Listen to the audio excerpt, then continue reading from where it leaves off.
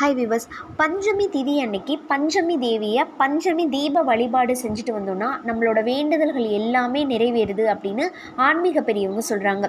பஞ்சமி தேவி அப்படிங்கிறவங்க யாருன்னு கேட்டிங்கன்னா வாராகி அம்மனை தாங்க பஞ்சமி தேவி அப்படின்னு சொல்கிறோம். இவங்க சப்த கன்னியர்களில் ஒருத்தவங்க. சரி, இந்த பஞ்சமி திதி அப்படின்னா எப்போ வருது அப்படின்னா என்ன அப்படின்னு கேட்டிங்கன்னா, அமாவாசை முடிஞ்ச 5வது நாளும் பௌர்ணமி முடிஞ்ச 5வது நாளும் இந்த பஞ்சமி திதி வருது.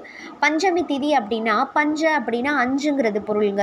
திதி அப்படின்னா சூரியன் சந்திரன் அப்படிங்கிற 2 கோள்களுக்கிடையே உள்ள இடைவெளி தூரத்தோட ஆதிக்கத்தை தான் திதி அப்படின்னு சொல்கிறோம். ஸோ இந்த பஞ்சமி திதி அன்னைக்கு அம்மனை வழிபாடு செய்கிறது ரொம்பவே சிறப்பு. பஞ்சமி திதி அப்படிங்கிறது ஒரு மகத்தான சக்திங்க. அம்பாளுக்கு உரிய திதி அப்படிங்கிறதுனால இந்த தினத்தன்னைக்கு வாராகி அம்மனை வணங்குறோம். சரி, எப்படி வணங்கலான்னு கேட்டிங்கன்னா, அம்மனோட ஃபோட்டோஸ் இல்லை சிலைகள் இருந்தால் வாங்கிக்கோங்க, நல்லா சுத்தம் பண்ணிக்கோங்க, சந்தனம் குங்குமம் வச்சுக்கோங்க, பூக்களால் அலங்காரம் பண்ணி வச்சுக்கோங்க, அம்மன் முன்னாடி ஒரு குத்து விளக்கு வச்சுக்கோங்க, 5 தீப முகம் ரொம்ப முக்கியம்.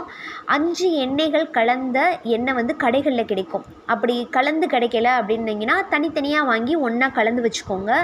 5 திரி போட்டு தீபம் ஏற்றுங்க.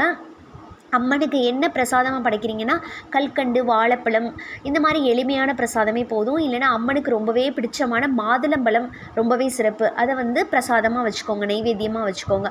பொதுவாக அம்மனுக்கு தேங்காய் எண்ணெயில் தேங்காயில் விளக்கேற்றுவோம். அது மற்ற நாள்களில் இது வேண்டுதல் அப்படிங்கிறதுனால 5 எண்ணெய் கலந்த தீபம் போடுறது ரொம்பவே சிறப்பு.